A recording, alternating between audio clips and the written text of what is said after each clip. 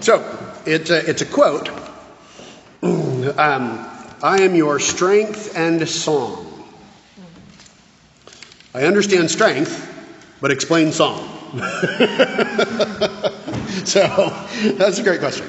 So, if God is my strength and my song, I think we all intuitively get strength, right? Obviously, these are figures of speech, right? God is not literally my strength, right?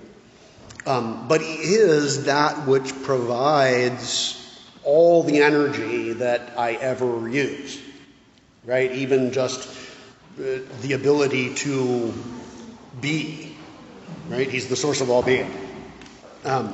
So if you take your strength from God, then you are able to do what he is calling you to do. Song is interesting because singing is, I think here stands for like joy, celebration, right? And so if God is my strength and my song, then he's not just the power that allows me to do anything, but he's also that which is, which gives me joy, right? That which I can celebrate. So that's my idea of what that means, and I don't think I'm in, I don't think I'm in left field anywhere. Somebody else might come up with something more, but that's where I would go with it. It can also mean that you don't. Sure, I mean what you speak about, what you sing about, right? Yeah, you're right. You're right. So it could be my strength and my song. Because he's my strength, then he's my song. I'm going to tell about him. I'm going to sing about him. I'm going to, pass it on. So that's good too. Yeah. Any other ideas there or questions? Follow-up questions? I have another theory about it. Sure, go ahead. I create theories a lot of times. You're good for that, Steve. Yes, that is something I do. This is Steve. What's your last name, Steve? Neil. Thank you, Steve Neil, and he is our designated Gideon. So that's if you have not met Steve. Go ahead. I was wondering too because we think about God's presence and things like that, and we want to draw near to Him. Mm-hmm. And one idea was. You're familiar with the term, the earworm. It's a song that goes through your mind. You can't get rid of it. Sometimes it's annoying that you can't get rid of it. I like that too. But God could be present. That kind of presence, like a song that's constantly playing in the background of our mind. I didn't know. And the opposite of an earworm that kind of drives you crazy, kind of keeps you sane, right? Yeah, exactly. I like that. Sounds much better than God is an earworm. Right, exactly. Yeah, that doesn't sound very good. No. But God is my strength and my song. That sounds better. Yes. Sure. Yeah. Yeah. Your song could be a figure of speech for, almost anything that you do and gives you joy, that by which you communicate, right? Anything like that. A song is all of those, right? We're back to sort of the line attributed to St. Augustine, right? He who sings prays twice. And there's a truth in that a song is more than just a lecture, right? And also you hear, pray without ceasing. Well, that would be, again, the back of your mind. That's right. Going on.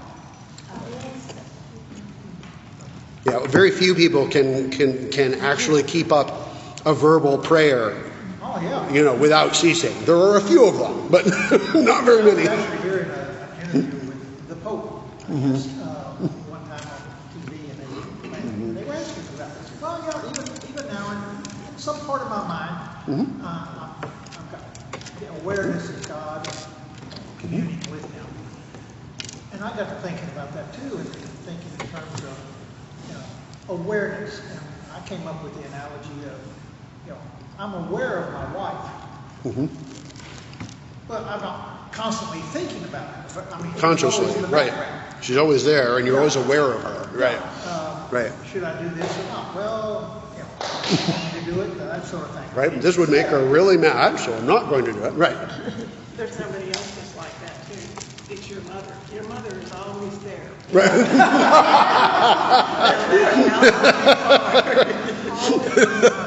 See, there's a maternal image for God. There we go. Well, that's an educational reason. I always put that on because that's what my husband told me to do. There you go. That's right. He got 16 years old. And still, Yeah. my mother, it's the same thing my mother thinks she told me. Yeah. They're still with you, right? Yeah, I like that. What a strong relationship that you have. Uh-huh. And with God, Uh-huh. it's such a strong relationship. Yeah, absolutely. So here's like a practical example, right? So in my house, I'm a theologian, and so my poor children are, battered about with theological ideas. But we sort of play a game of, spot the heresy. Oh, Right? It's not a formal thing. It's just kind of anytime you see a movie or encountering some sort of cultural production or whatever, one of the categories in which you're thinking is, does that comport with the reality of God? Right? And so we can talk about that. It's not that, it's formally brought up or anything. It's just that we're all, and you don't have to be a theologian to be like that, right? We're all theologians at some level if we understand anything about God, right? So you don't have to be a trained theologian. All you need to do is know what you know and always be aware of that and be comparing the stories, the songs that you're hearing, right, against what you know is reality. So this is an example of what you all would come up with. Oh, sure. So Jenny and I are children of the 80s, right? And so we showed the girls the movie Back to the Future, right? Not because it's amazingly wonderful. It's just one of those sort of cultural artifacts that is, burned into your brain, and you're like, you need to know this, kids, because we're going to joke about this and whatever, right? And so that one's like full of like issues, right? The nature of time, and can you even go back and forth in time? I mean, that's a larger question, but that movie makes certain assumptions about the way that works that, So the whole idea, the moral teaching of that movie, Back to the Future, is that everything would be better and everyone would be happier if you just had cool parents who would support you in doing evil things. Yeah. Well, he's in high school. He's planning to take his girlfriend out to the lake house and spend the night and woohoo, right? And after he goes back and changes everything, his parents are cool with it. And they're like, hey, here, have the keys, I don't even remember that. Dude.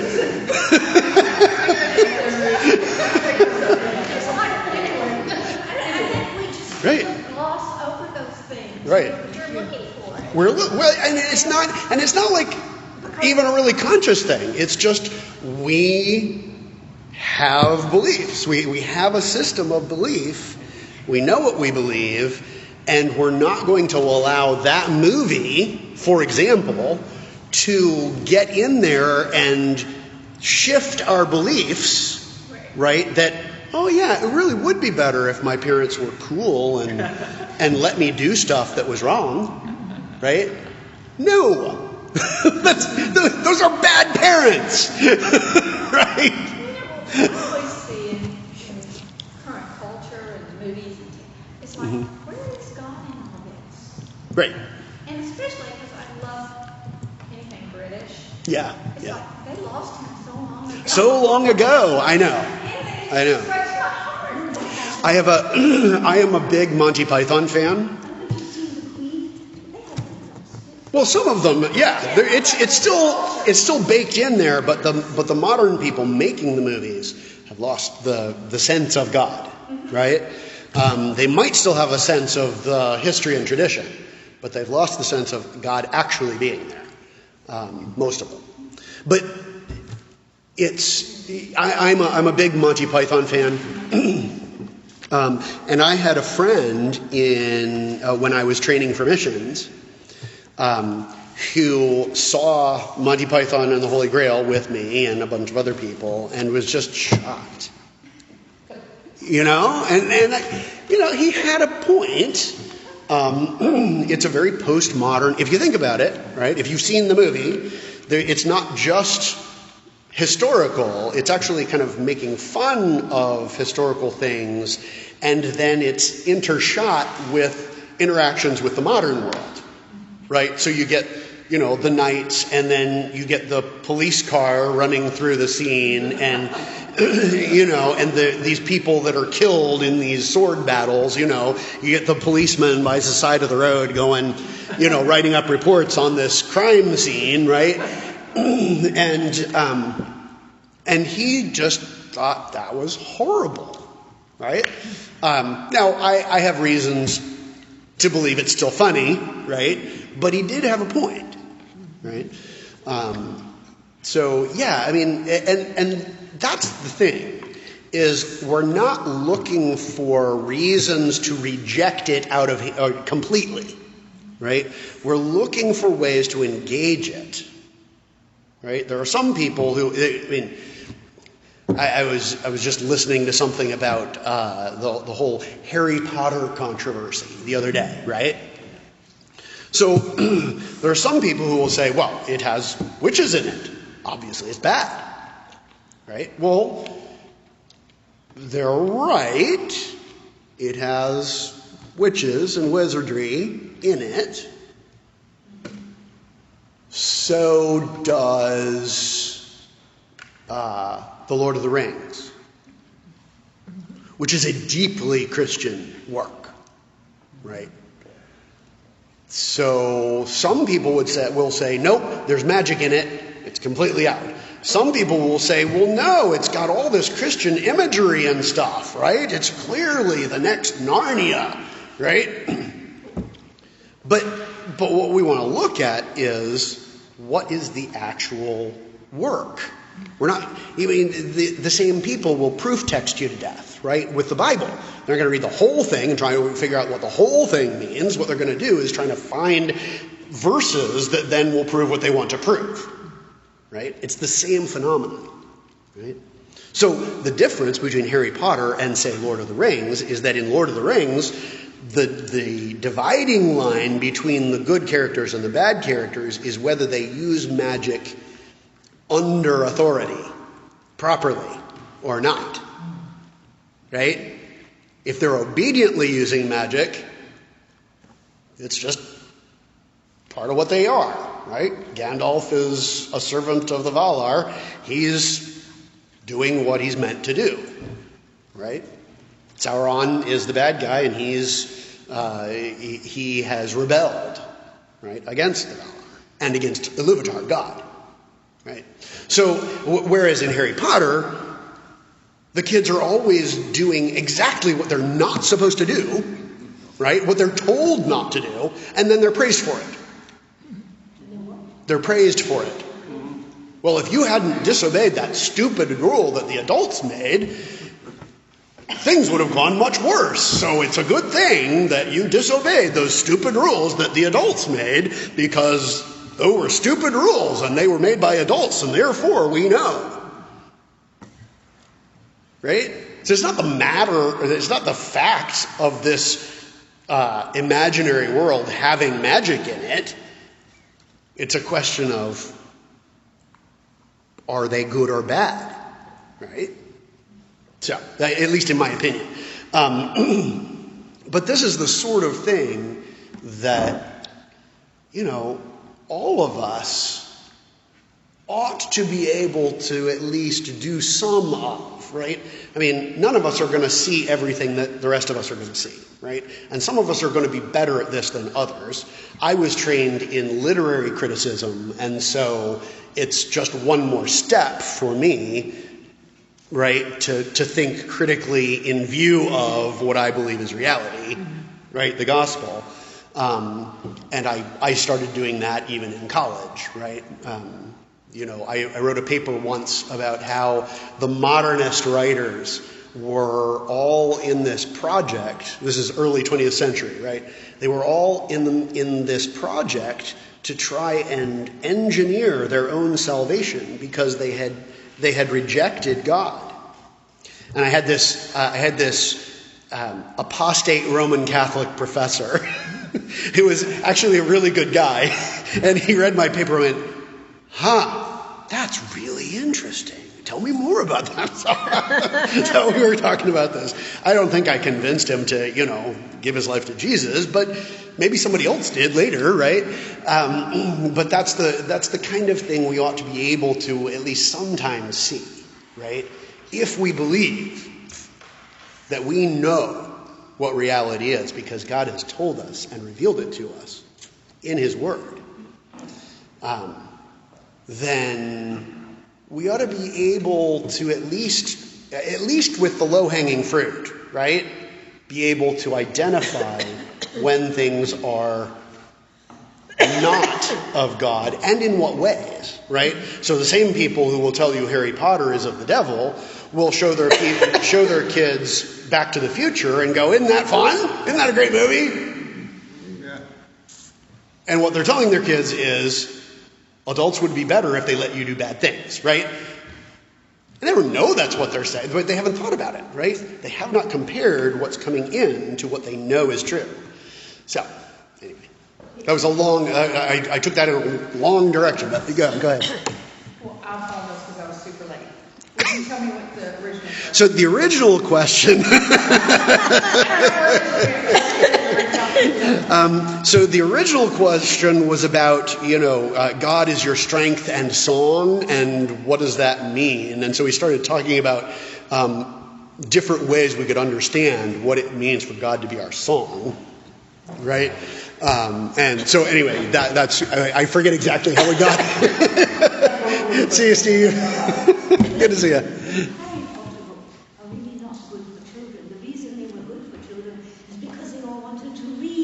Yes. Well, I mean, some people will tell you that Harry Potter was wonderful because kids who didn't want to read wanted to read Harry Potter, right? So there's that aspect, and I don't have a big bone to pick, right, with Harry Potter. I just know what I believe, right? So, well, then that's fine, Yes. My grandson, one of them, has decided that because I had never seen the Harry Potter movies or read the books, that I was sadly lacking. Yes, clearly. I'm 74 years old. Yeah. He's coming over, and we're watching one movie. We just watched the third one Friday night. So I love that time with my grandson. Yeah. And we talk about many things. But Sure. I'm wondering what kind of glasses, and Yeah. I do know. Yeah. I believe. And Yeah. But, Sure. And so I agree, it has to be Yeah. what kind of glasses should I be wearing when I watch the movie? Evidently, Sure. the first three are okay. After the first three, it gets pretty dark. It gets a little darker after I was that. wondering So what kind of glasses yeah. I Yeah. should Well, so it now we're on Harry Potter. Okay, which is fine. So I would say it doesn't really bother me that it gets dark, right? Real life is dark, right? So the fact of having truly evil characters, right? Well, that's great. I like that aspect of it. That's reality, right? for young children, right, you want to be age appropriate and make sure you're not giving them nightmares and that sort of thing. But it doesn't bother me that it gets dark as the kids get older, right?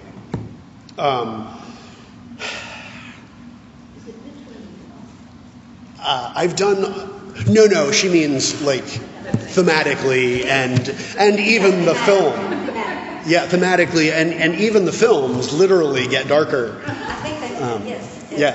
Conrad mentioned that. Yeah, they get darker as it gets more serious. But neither of those things bothers me. I think I've done a lot of work on this question of magic.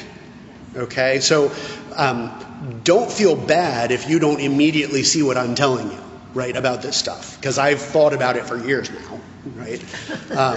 In fact, it came out of, we were working on a book at one point, Jenny and I and a friend of ours, because this is way back before I was ordained in the parish that sponsored me for ordination.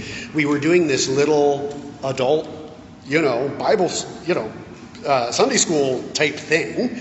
And we were attacking some serious questions. We had some really, people who were kind of ahead of the game and wanted to really, chew on some stuff. And so we decided we were going to talk about the Harry Potter thing, what to think about Harry Potter. And we thought this was going to be a one Sunday, one-off, easy, we'll have this conversation and we'll get to the end of it by the end of the, hour, and it'll be great.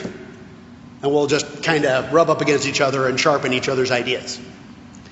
Well, we got into this, and what we realized was we didn't know what we meant by magic. We didn't know. Like, there are all these different ways that the word magic is used. Everything from the truly just sort of silly, right? It's a magical night at the ballpark, right? Like, well, what does that mean? It's just really nice, right? So, all the way from that to magic, by definition, is an interaction with demonic forces. Right? Some people will tell you that's what magic is. And there's all kinds of positions in between. And so we just found that as we got into this conversation, and we started saying, well, wait a minute, what do you mean? Well, why are you assuming that? And it was like a tar baby intellectually, right? It's like, whoa, we don't even know what we're talking about, much less what the answer is. And so we sort of went on this quest to figure out what magic was. Like, what are we talking about here, right? And we got really far down the rabbit hole. Our friend was doing more of the deep research, and we were kind of trying to help shape and organize the thoughts and write some of it. But it turns out, if you look historically, the word magic has been used a lot of times just to separate the people inside from the people outside, right? So, the prophets of Yahweh are just doing miracles, right? The astrologers from the East, they're magicians, magioi, right? That's the word in the New Testament, magician. So it's, what a lot of times, and this is what I think about Harry Potter, she treats magic in her world that she's created for the story of Harry Potter. She assumes that magic is merely another kind of technology that some people have access to and some people don't. Right? Because it's all mechanistic. Right? If you say the right words at the right time in the right way with the proper motions and the wand, right? The right one. If you do all of it the right way, what you want to happen will happen. And of course it's perilous because that's a lot of power, right? And so sometimes things go wrong and you want to be careful and you want to be trained and all of that. But it's really just a technology, right? There's no moral content to it more than that. Now, that's different than, say, in Faust, right? In Dr. Faustus, right? He basically sells his soul to the devil for the ability to do all of these marvelous things. Well, that's magic too, right? But that's a different thing. So one's Right. a demonic relationship. Right. And the other's Technology. yeah. Yeah, basically just do it right and it'll work, right? So in Dr. Faustus, there's an absolute moral content to that. You can't do that. Like, it's wrong, right? And when we hear in the Old Testament, you may not do divination and witchcraft and all of that, however you translate those Hebrew words, right? Those are the sorts of things we're talking about, right? Is that manipulation of the world in an unauthorized way, right? It turns out some of this stuff is real, right? So King Saul goes to the witch, right, and says, "I need to talk to the prophet," right? And she says, "I know who you are. You've made it illegal to do that. I'm not doing that for you." And he says, "No, I'm giving you a pass because I need to talk to him." And indeed he does talk to him. And the shade of the prophet, whatever that means, right? I mean, now we're talking about the whole question of life after death and how that works again, right? Remember that whole conversation? But the prophet basically says, "What the hell are you doing? You're not supposed to do this." Right? And you're now in trouble because you did this to talk to me, right? That's what he says. So in any case, the whole question of magic is a fraught one, right? And it's often, the point has been made that any technology that is advanced enough over your technology will seem like magic, right? AI right now seems like magic. Seems like magic, right? If you look at, just a silly example, Star Trek, right? Beam me up. Right. Well, their premise in the world of Star Trek is that that's science somehow, but it sure seems like magic to us, right? And they never explain it, right? They get into some stuff, that's a little silly, but you see what I'm saying? Yeah. Okay. Are you ready? I'm the only one at this. Go for it. I'm trying to keep it straight. I guess, our televisions have off and on switches. Off and on switches. Off and on switches, We go to the yes. movie, we can walk out. And I have walked out of movies Right. for several Right. different reasons. Right. These things are stories. They're not, as long as we see something, we know it's a story. It's Right. not real. Well, okay, so, yeah.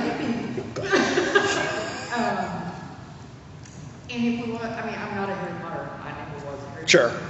But I think But there are other things. The two main keys to me that I'm kind of getting from this is that we have a 2.5-year-old granddaughter, so Right. we're all careful with what she sees. Of If course. something goofy comes up, I try to, even at that age, I either change the channel. Sure. That's a pretty bad guy. Let's change channel. Sure. Or explain what's going on. Right. So that's the main thing. But the other thing is, I'm an adult and I have a brain. And Right. If I go see a movie and I thought it was going to be such and such. Right. But it's a little different. We can leave the movie and talk about it. Or finish watching the movie, even enjoy it, but then no, right? Well, it's just like when you kind of attack Back to the Future. Right? No, I love Back to the Future. It's so fun, right? He pops the top of that push cart, and he grabs the car, and he's riding it like a fly. That's so cool, right? That's awesome. It's amazing. It's Right. a funny show. Right. Do you have to pick it apart at the end? As long as you in your heart and your head, you know. Right. That he did the wrong thing or whatever. Right. You don't understand what I'm saying? Yes. Can we not be entertained at Yes. certain shows and know where the line is. Right. So we can, like, notice, I have, my kids have all read Harry Potter, and we're watching the movies now that they've read it. You have to read the books first, right? You're not allowed to see movies before you see the books. And some movies you're not allowed to see at all, because they ruin the books, like Lord of the Rings. No one's allowed to watch that.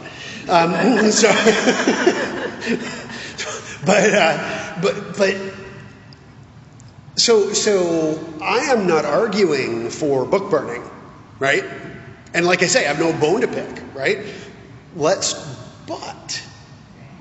be aware of this stuff, Of course. right? That's kind of my understanding. Right. So, but then also when you have children, you have to be kind of publicly aware of it, right? Because you can't watch something with your child and not then discuss it, because you're giving tacit approval if you do that, right?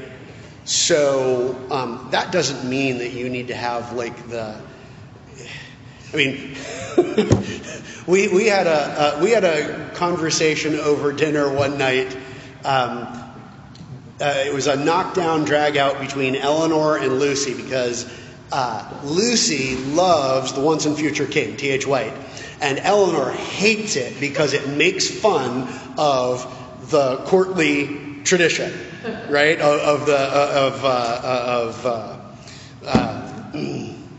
What am I trying to say? The knightly, right, tradition, chivalry. There it is.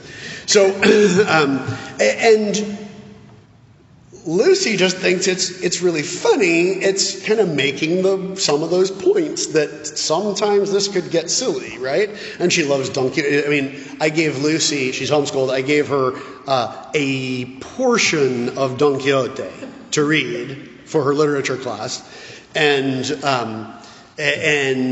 I was not, I mean, most stuff that I give her, I expect her to read the whole thing, right? I was not going to expect her to read all of Don Quixote. It's like this thick, and it's translated from Spanish, and I have not read the whole thing. Well, she loved it so much, she went and found a complete copy and read the whole thing in like a week, because she thought it was so fun, right? For the same reason. And so Eleanor is like, but we finally got down to why we were disagreeing, and then we went, okay. So I had to kind of step in and say, this is what you're disagreeing about. This is why you're not disagreeing anymore. You both understand the other's points. You just enjoy one thing over the other, and this is why. And they went, oh, great, okay. So, but we had this knockdown, drag-out conversation over the dinner table. Y'all don't need to do that, right? Y'all don't need to have, y'all don't need to take your kids down that rabbit hole as far as I have, okay? But you do need to be aware of this stuff and kind of have those conversations, right? So yeah, sure seems like Harry Potter is always disobeying the rules. It does. What do we think about that? Yeah, go ahead. Kathy saying walk out of movies and walk. Mm-hmm. I think it's horrible to go into a movie and to be exposed to something that's going to really Yes. affect, and I get really affected. Right. 100 years ago, I saw a film of two ships, and one got covered with gold, and then and I always remember that. Right. And Yeah. my mother was the most literate person, Yeah. educated, Mhm. and bilingual. She read all French and English books, Right. philosophy, everything. Mhm. I always felt stupid with my family. And so I always wanted to be like her, so well read. Well, she wanted me to read Harry Potter. Yeah. And I didn't, because I thought this is not going to be fun for me. Right. So that's thank you, because that's another point that that I wanted to get to on this, is that I am not arguing for book burning and walking out of movies, right? But sometimes we get into a cultural situation like that where we go, oh, this is going to be bad for me to be exposed to this, right? My mother, we tease her because she eventually got into the habit of asking her children whether she should see a movie or not, right? Because she's like that. She will get very affected by certain things, right? And some of us don't. I mean, I'm a combat veteran. Some gore doesn't bother me, you know. Right. Right. And my mother-in-law was very fascinated by operations. Uh-huh. And she went to visit us in Germany, and she's watching it in Germany. And I said, Mum, what do you want for lunch? She said, why are you covering your face? Right. And so we just got in the habit. My three siblings and I would just go, oh yeah, no, Mom. You know, that's, and it's not just like gore and stuff. It's like emotional violence, if you know what I mean, that kind of stuff. And we would just say, we'd be talking about something that's just, you don't want to see this, you know. And she'd think, okay, thank you. So, like Passion of Christ. When yes. you came out, my son said, Yeah. Mom, I really don't want to go see that in the movie theater. Yeah. When it comes out in DVD, I'll give you the DVD and you can watch it. You watch it at home. Stop it. Yes. Because it's coming from the viewpoint of Yes. Mary, from the mother. Right. And he said that's going to be hard for you to watch. Yes. And he was right. And he's exactly right. It's a marvelous piece. But it's hard to watch. And some people probably shouldn't. Right? Because it's just going to be traumatizing. Right? I mean, a lot of people are so jaded that, I mean, I think sort of the excess gore and all of that he kind of put in there, the sort of super cruelty of the Roman soldiers, etc. Right? I think that was purposeful. I mean, he's an artist, not a theologian. But so I read an article from someone who had done an interview with Mel Gibson, and his assistant had said to this guy who was writing the article, Mel's an artist. The distance between his heart and his mouth is shorter than the distance between his brain and his mouth. So I was like, okay, that actually helps. You know.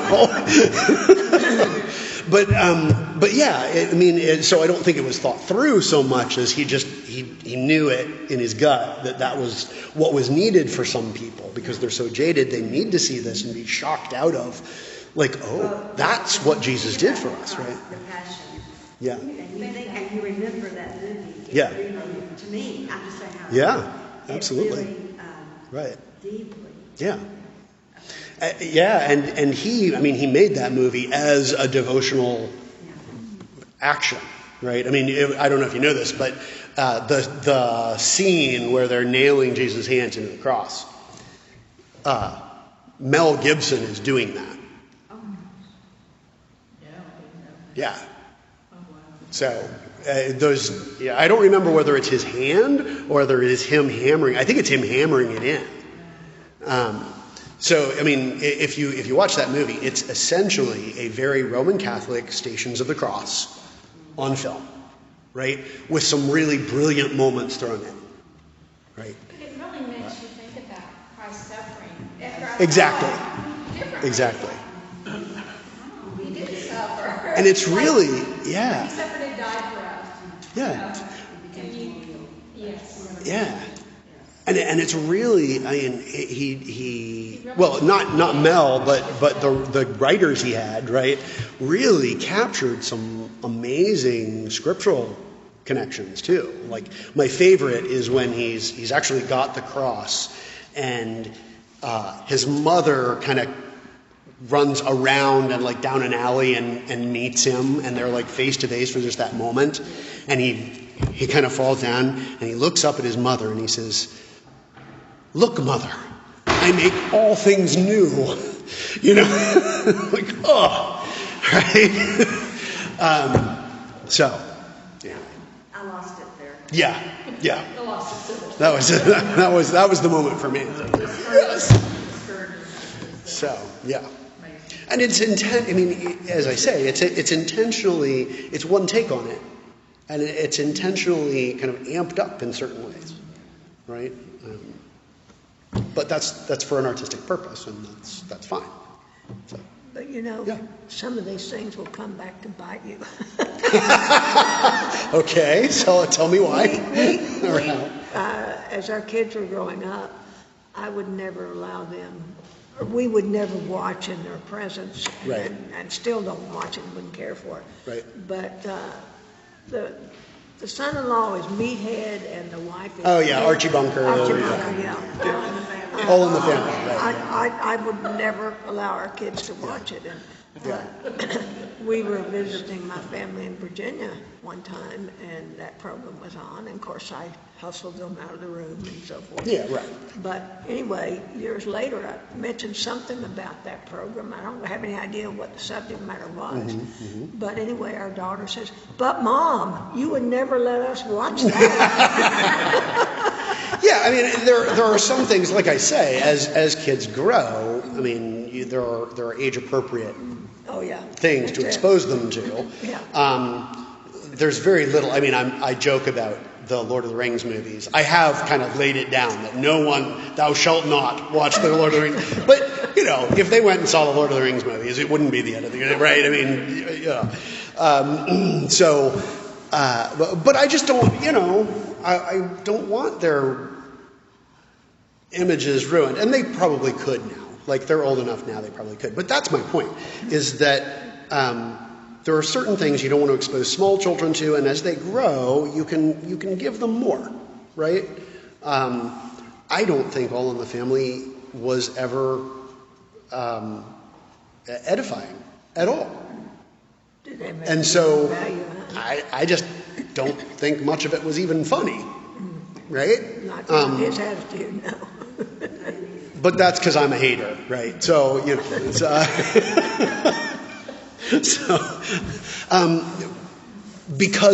partly because it was part of the ultra-feminist agenda to say men are either evil or stupid, right? And so I just, you know. So I would probably never expose them to that just because I don't like it, right? But if they saw it, I would completely trust them to, right? Because I've trained them, not by telling them, but by just doing it. Exactly. Right? There's a fine line between watching something inappropriate, even though you know what's right and what's wrong, Right. and you're strong, Right. then it kind of wheedles in. For example, Yes. I remember years ago, A Man Called Force. Anybody remember that? Vaguely, yeah. I know I've seen it. Where they put the stakes in and pulled him up and tortured him. Yep. Anyway, We were with another couple, and I thought that was the most violent thing I'd ever seen in my life. And Right. we would have walked out if we were by ourselves. Right. Well, now we look back and say, Yeah, that was nothing. we are so inundated with Right. violence. Right. Well, and other things. Yeah. I mean, I think I've told this story before, but when I was with Youth with a Mission, I went on a month-long mission to Jordan, right? And part of my re-entry issue was modesty, right? I mean, I had gone a month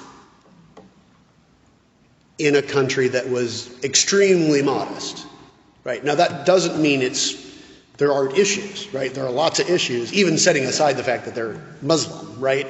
There are just lots of issues. Like, the fact that it's publicly modest means it's not always very modest privately, and, you know, there are things. But I flew back into Chicago. I'm driving down the road, and I see this billboard with a mostly, not half, but mostly naked woman on it. And I kind of flipped, you know? But we don't notice that. We don't notice it. I only noticed it after I had been out of it for long enough to, you know, deprogram, right? So, all kinds of things like that. You know, something simple like that. I've been working from home the last 7 years. Now I've had to go back in. Right. The way women and men dress at the office. It's changed, hasn't it? Wow. It's shifted. Yeah. I mean, you see it on TV, and you think, oh, nobody wear a black right? Really Pants, if that's what those are, right? Yeah, they were painted on. Yeah, But yeah. they do. But they do, right? I mean, so cultural norms. I need a key to the office. I locked mine in. Gotcha. Gotcha. I'll bring it back. Thank you, sir. So I'll get you a second. So part of the problem is that cultural norms shift, right? That doesn't mean that they're morally neutral, but they do. It does mean that they're the air we breathe, right? And you can't really get away from them. So, there are some things in Jordan were very inappropriate, like even when we tried, right? The girls all got skirts and wore them everywhere, full length skirts. And then we were with some friends one day, and one of them was standing in a doorway with the sun behind her, and they were kind of laughing and like, well, nice try, guys, but we can see the shape of her legs through her skirt, right? Because it's hot there, it's gauzy, right? We wouldn't have known that, right? And it seems silly to us. Like, okay, so how much is her responsibility and how much is the guy's responsibility not to respond to it, right? And we all understand that push-pull, right? And the line there gets pushed back and forth, and violence and whatever you're talking about, right? The line there kind of gets pushed, and some of that is just culture, and it's what we all deal with, right? Thank you. But that doesn't mean we can't compare those things and go, there was a strength in that culture that this culture doesn't have, right? Same thing. I mean, I talk about the Middle East a lot because I've been there, but the whole hospitality issue, right, in Arab culture and in some other cultures around the world. That's really a good thing, right? And partly it's the same kind of thing that we get with the Hebrews in the Old Testament, right? It's a desert culture. If somebody shows up on your doorstep, you have an obligation, right? Because otherwise they might die, right? And so it builds into the culture that hospitality is a primary responsibility, right? You do not let someone leave your doorstep without offering them chai, right? At least, if not a meal, if not a bed for the night, right? I mean, depending on the situation, right? And that's really that's a good thing, right? That they feel responsible to each other for not both the giving and the receiving of hospitality, right? One of the drawbacks of our culture that I'm constantly kind of banging my head against is we don't have that. So it's kind of, I've run into some problems showing up at people's doorsteps, even as their pastor, right? You call the head and you don't show up because we got to make it nice for you, and otherwise, it's like, why? We're family, right? I'm your pastor. I should see how you really live, right? And believe me, it's nothing worse than what I deal with, right? So, have you seen my car? It's there's a difficulty there in dealing with cultural issues that's kind of hard to figure out where the lines are. But you got to know that they probably feel that way about anybody who comes to their door. Oh, absolutely. But I think the hospitality issue in other cultures keeps them from doing that. Be prepared. Right? You're always, and it doesn't matter like how humbly you live. Yeah. Right? I mean, if the king shows up on your doorstep, you offer him chai, right? By God. And I mean it, by God. So, and it doesn't matter that you only live in a hovel, you offer him chai, right? I know there are certain places I've been in the world where, as a missionary, and I know that people there actually went hungry either before or after I was there because they were feeding me. Right? Here's the thing. You cannot say no. Right?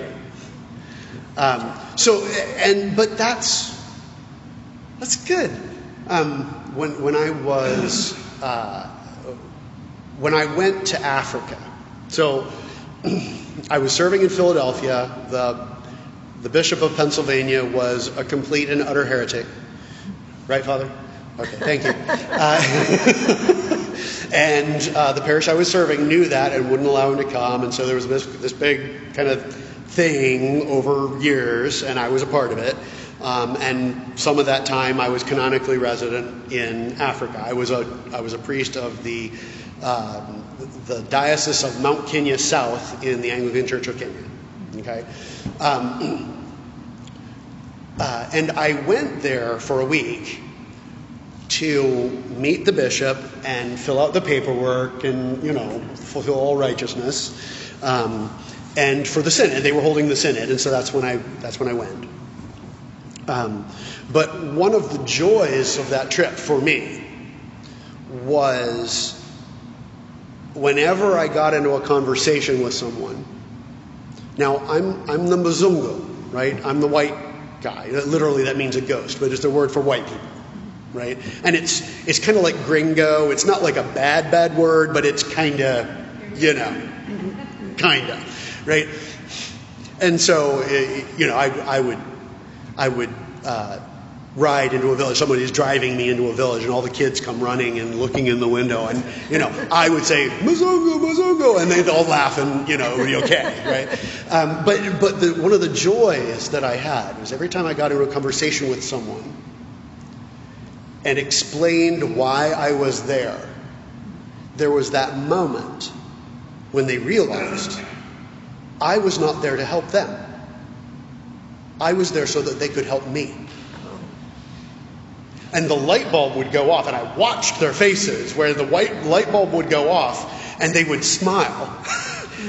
So we're helping you. And I would say, yes, I need you. Right?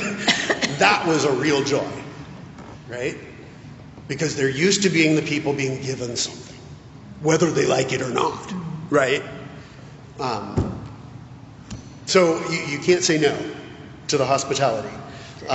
But also that means that that's the expectation, right? Someone offers you chai, you bloody well drink it, right? And sometimes it's more of a pro forma in exchange, and so you don't drink at all, right? You get your business done, and you leave, and everybody's happy, and you're polite, right? It's fine.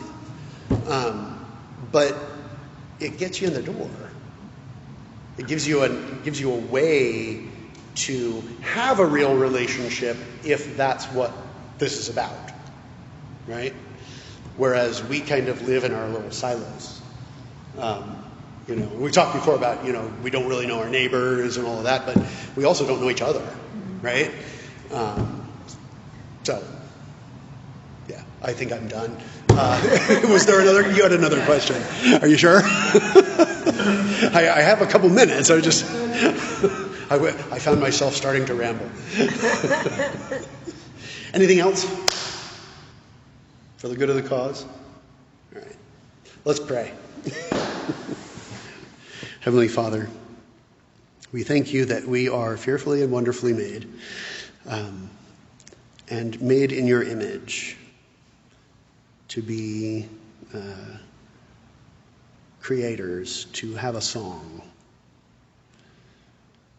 We ask you to be with us as we go out into the world and help us to maintain you as our song.